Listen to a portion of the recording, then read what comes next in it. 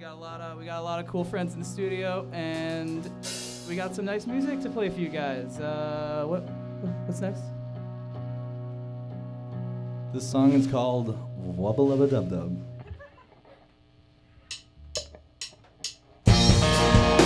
Remember the time we walked on time, trading words and vibes.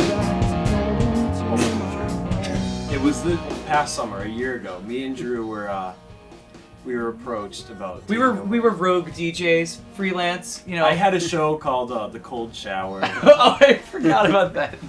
And I was doing a show called This Station Is Not Operational. Yeah. So it just seemed like a logical progression to go from because we were trying to get bands on that show, so it just made sense. I was destined to go to Fallout, but I wasn't sure about it. But then Jim Warren came up to us and was like, "Yo, you guys forgot what it takes to take over Fallout." And me and Drew, we jumped at it. We were we were like kids on Christmas morning, like, "Oh my God, Nintendo 64!" But instead of Nintendo 64, it was Fallout. The Fallout Shelter, yeah.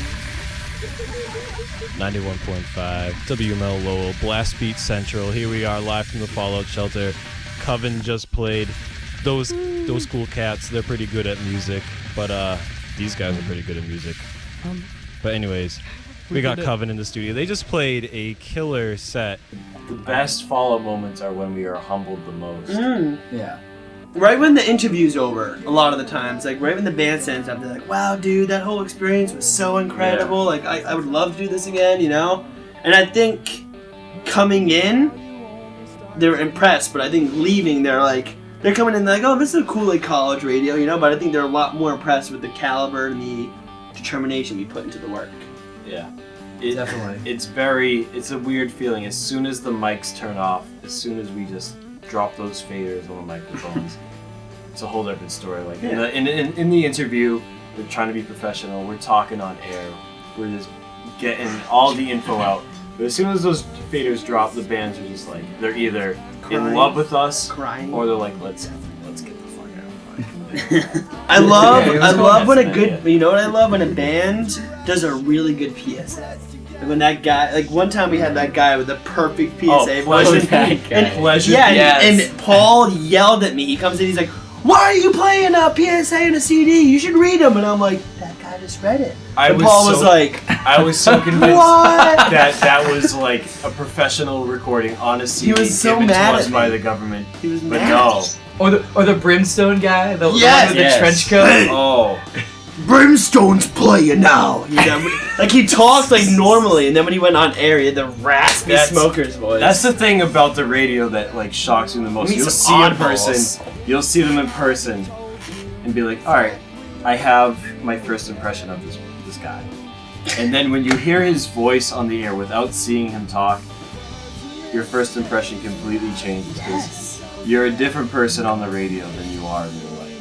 I think it's cool that in the future of Fallout, a listener can listen to a show and be like, "Wow, I really love that band," and then go onto Bandcamp next week, download it, and then go to like YouTube or something and then watch the video of it. Like the future where they have all these options to listen to it live, then own it, see it, like I think it's really incredible Smell that it. we're gonna be able to do that. And our recordings, like so they're of great quality. Like, 'Cause we have you better believe that our preamps and our compressors and our SM58s, they got the reverb. crispiest tone. creamiest, the It's creamiest. creamy. It's tight. It's solid.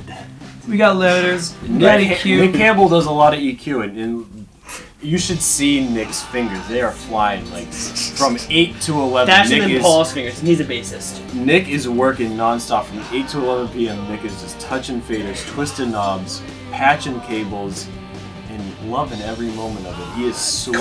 Coiling XLRs. He is sweating pure. The thing about Follow that separates it from other radio shows and other stations here at Wummel is that we have such a great room and environment, all this great gear Visitors. for just live bands. Big piece. Live bands really thrive here at Wummel, and especially on Follow, because we have such great access to like things other radio stations don't have access to.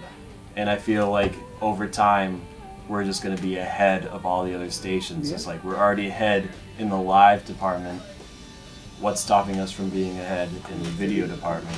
Yeah, it's easy to be to take for granted what we have here, or like not realize the gifts that we've been given. But honestly, it's a real good reminder when a band comes in and they're just like, wow, this shit is like awesome. Like, you got so much cool stuff. This is a really great room, and the ability to just record it instantly. Just give them that CD. Yeah. It's a very humbling experience to have a band come in and be like, wow, this is really cool. And we're just like, oh, this is a college radio station. Like, for us, it's like we don't know anything else. But for them, they've done a lot of gear. Like, they played a lot of shows.